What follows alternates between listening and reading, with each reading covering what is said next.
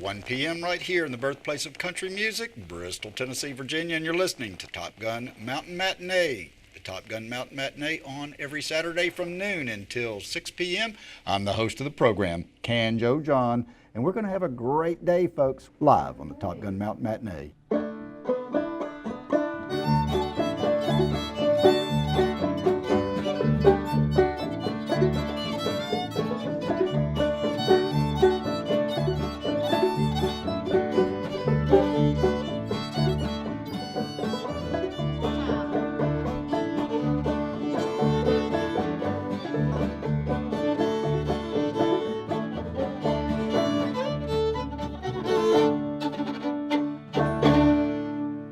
That tag right there.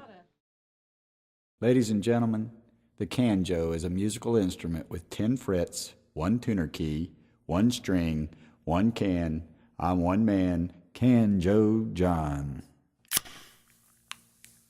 You know, there's not many people that plays on a one-string instrument and makes any music, but he does a pretty fair job of playing a tune on it. I would say he's a combination of a Santa Claus with a Mr. Rogers and a stand-up comedian who focuses on puns. I've heard him described by children as the man with the can. He can go on stage, he can tell stories, he can entertain you, he can have you in the palm of his hand. And you will remember him. He's not an artist that you'll forget. You might say you got 30 minutes to spend with him, but you've got to go. You're going to wind up being late. He likes to talk a lot. Everybody knows me. There ain't nobody that doesn't know me, and if they hadn't, it's because they ain't awake. The barbecue place is there on your right. See the pig on the top of the building? This girl comes walking by and she was absolutely beautiful. She walks by and she was drinking a beverage that I had not seen, one of those cans. And it was beautiful. I said, "Ma'am, you have a beautiful can." And she turned around at me and she looked like she was about ready to slap me. I have to be careful sometimes when I'm making reference to women's cans.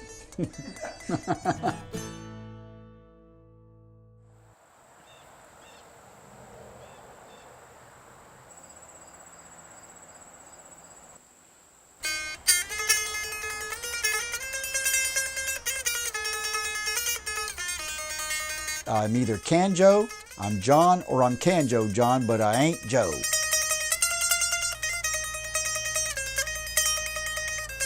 I was born and raised in Tennessee. I was a Navy corpsman. I was medically trained, eye, ear, nose, and throat. I served from 75 till 1979. Think big, dream big. If you fall, you don't fall too far. And I just happen to be naturally very good at telling stories, and if somebody's entertained, fine. If they're bored with it, fine. I don't care. I'm just telling a story.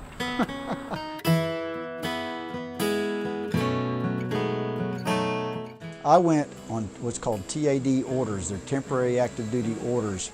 And I had a room 23 stories up, and I saw this, what looked like a very good-looking woman bebopping down the sidewalk. She was bebopping. She was, swaying.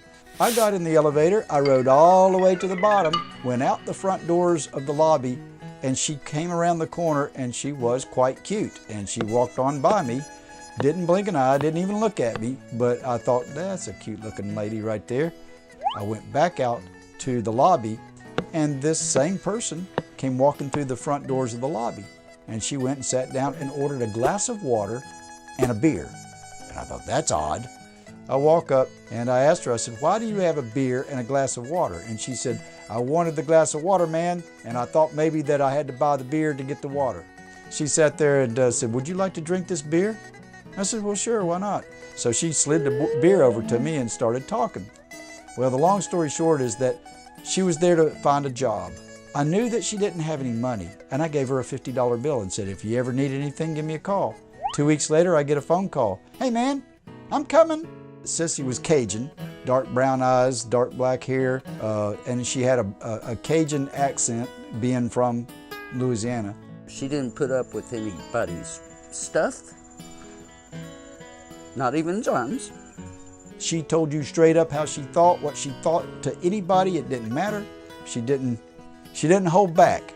and I liked her. When she and I realized that we had a lot of similarities, she and I became friends.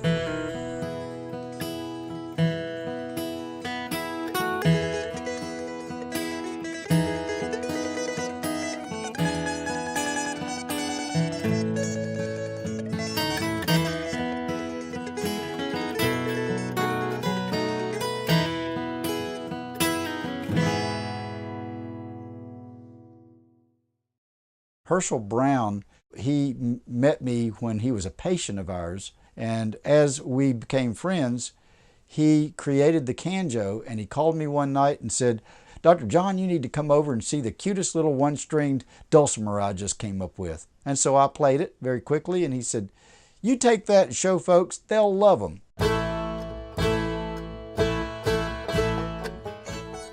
And everybody said, "I would love one of those."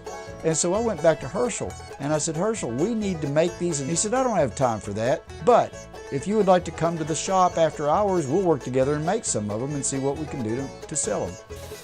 And then he got to showing me the CanJoes that he made, and I loved it. Well, between me and my fiance, we bought 3.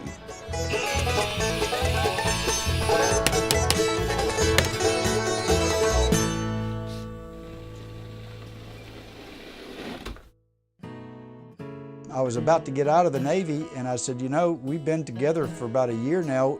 Why don't you marry me?" She said, "No, man, I don't want to marry you." And I said, "Well, if I'm moving back to Tennessee, if you want to go with me, you got to be my wife." She thought about it for a few minutes. She says, "Okay, let's get married." So we did. And then 2 months later, I got out of the Navy.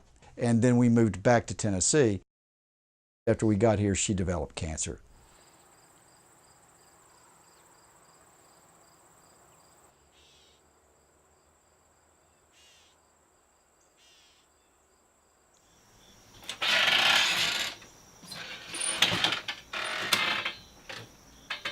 When I first met Sissy, I came home one night and there was nothing in the cabinets, nothing that I could see anything of worthy of eating anywhere in the house.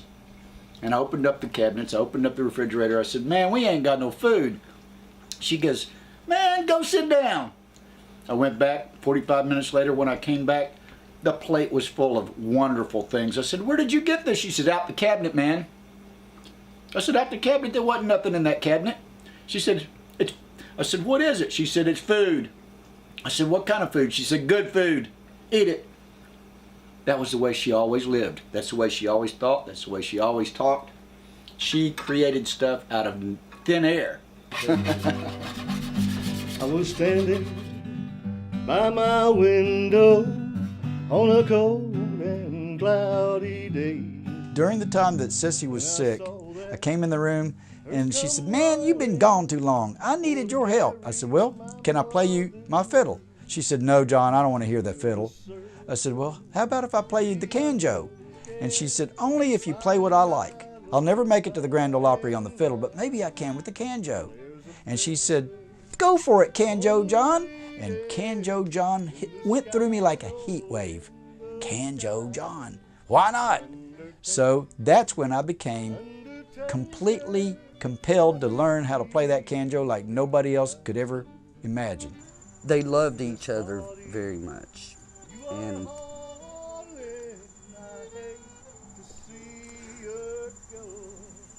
till the end. The hearse came to pick her up and they took her out this front door. And the sun had already gone down, but it was still just a dusky look out there. And I stood on the corner of the porch as she was being driven away in the hearse. I watched it. There was not all these trees in the way or whatever, but I watched it as it left, and I played "Will the Circle Be Unbroken" on my fiddle as she was fading away over the hillside there.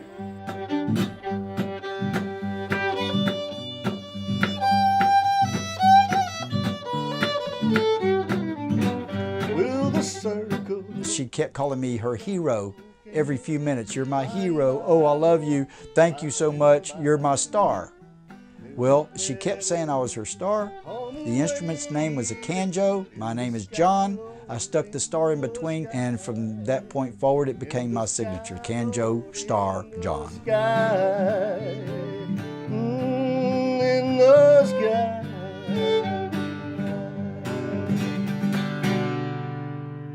Tony Malone right there. CanJoe John. We're going to let you guys keep on listening because we got more coming up. Y'all stay tuned.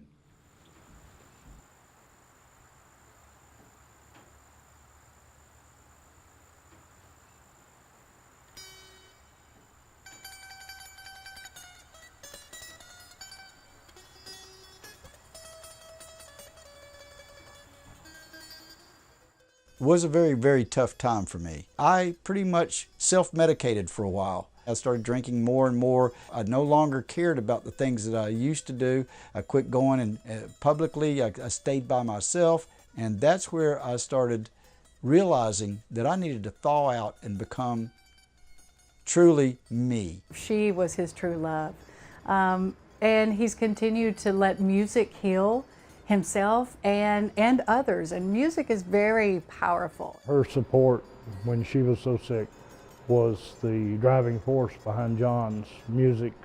She was a mainstay in his life, and I think that love is still burning strong.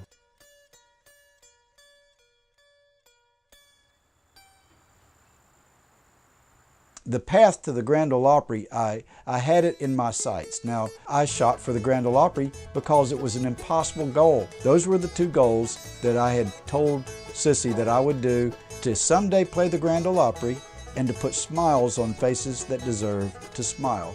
No one was actually videoing him, and he was not actually paying anybody to do it. But I felt like he needed some exposure more than just the stage presence. So I would take videos and photographs.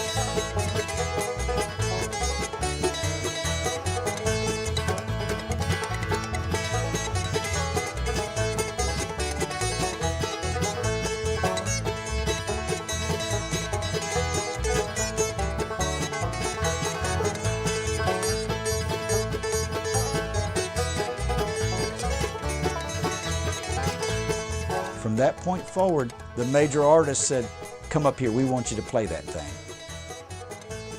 I don't know how many times that I've played on the Grand Ole Opry.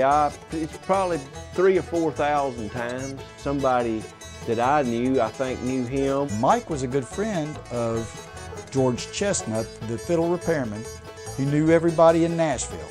So I was staying at George's house, and George says, "Well, I'll just call old Mike up and ask him if he'll put you on the Opry." So he called Mike up and said, "Mike, why don't you put this CanJoe John on the Grand Ole Opry?" And I said, "Sure, you know, we get out and have some fun." Sure enough, he says, "You be there November the 4th, 2006, Ryman Auditorium. We're putting you on the Opry."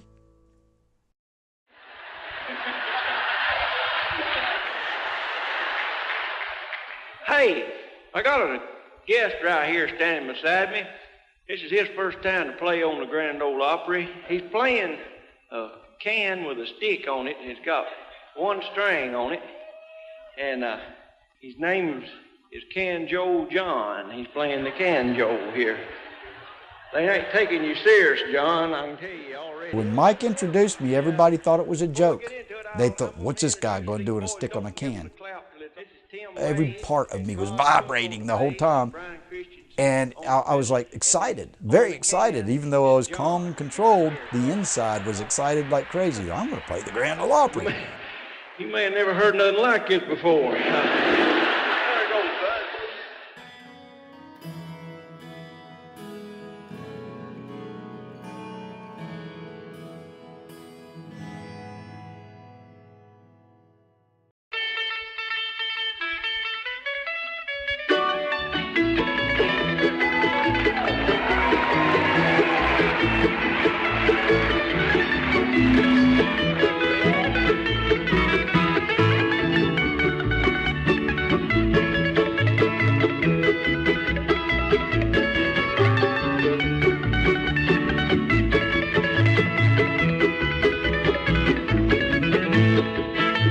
There were notes that came out of that thing I didn't know could come out of it. And it was flawless. You could tell from the audience that they really enjoyed it. People were totally amazed at this guy playing a one-stringed instrument.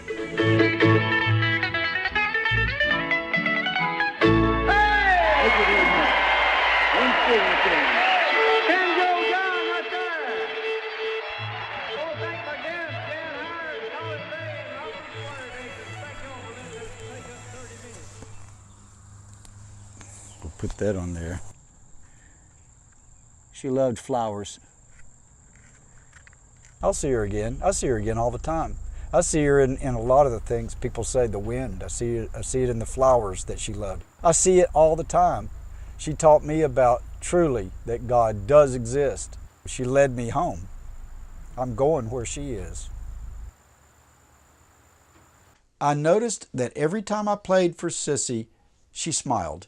And it had power greater than anything I'd ever seen in medicine or otherwise. And I realized children are the ones that need it the most. Started out actually East Tennessee Children's Hospital. I called a lady there. She didn't take me credible. What can a guy do with a stick in a can? And then I said, let me show you. She took me to a few rooms, instantly saw the smiles and the responses. I then decided I'm going to call it the Tour of Smiles, and I'm going to put smiles on faces. Not only when he would go to the hospitals would he play the CanJoe, but he would give away free CanJoes. And I've heard so many patients say, he made my day. I was a cancer survivor myself. You get to a point going through cancer and going through the treatments and stuff to where you just want to give up. And then you come in with someone like CanJoe and they offer this and they offer to sit with you, to play with you, to give you these songs. You've given a smile, and when you've done that, you've done something bigger than any medicine can do in the world. This was drawn for me by a 5-year-old who had cancer. And during the time that he was sick, his sister and he made 2 little paintings or drawings for me, and then they gave me this, of which they signed also as Weston and Emma. When the kids are laying there and they got IVs in their arms and all the beeping machines and all the people swarming around them, they're focusing on their problem. But you put a musical instrument in their hand and they start playing it, they're thinking of none of that. Once you've seen what that can do for someone, you want to find a way to do that as much as possible. Anytime I've said, hey, we've got this program that we're planning, he's always right on board and excited and ready to go, and we'll find a way to make it happen. He played CanJoe while we were juggling CanJoes at one of the Children's Hospital performances, which was really fun and just cool that he was up for trying something crazy and new. You could see that he authentically cared about the patient. He just makes everyone that he ever meets make them feel special. Not a dull minute with CanJoe John. I have no better friend in this world than CanJoe John. I love him to death. CanJoe John. That about almost concludes most of this programming today. I appreciate everyone that has listened, tuned in today to 870 AM. We'll be back.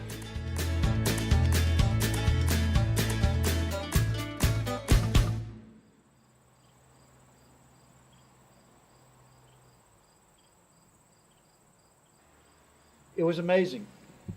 Sissy let everything go. She let all of her pain go, all of her issues in her life. And when she left this world, she left with a smile. I saw it. I know it. Nobody can change that. So that's what I like to do. I like to go out there, and if I can't save the life, I can somehow at least put a smile on their spirit before they leave. And that's what the CanJoe does. So my mission